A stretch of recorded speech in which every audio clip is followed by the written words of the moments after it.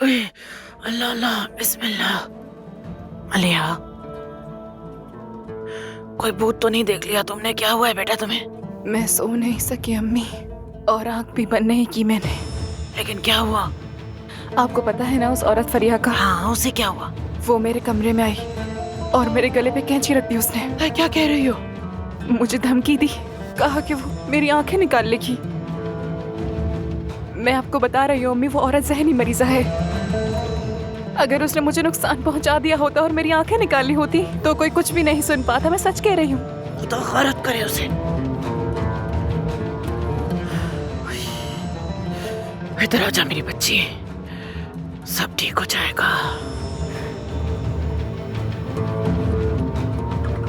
हाय, मेरा ख्याल है तुम मुझे जान नहीं सके अब्बास। कितने पापड़ बेले हैं मैंने इस घर तक रसाई हासिल करने के लिए, और तुमने क्या सोचा कि मैं कल की आई हुई 2 गांव की लड़कियों को तुम्हारी जिंदगी से नहीं निकाल सकती?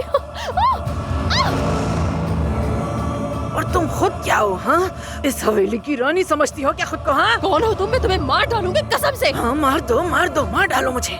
मुझे तो ना गरीबी ने मारा, ना भूख ने मारा, ना बदकिस्मती ने मारा, और तुम समझती हो कि तुम मार डालोगी मुझे? हाँ, इधर देखो, देखो मेरी देहाती बहन, इधर देखो मेरी आंखों में।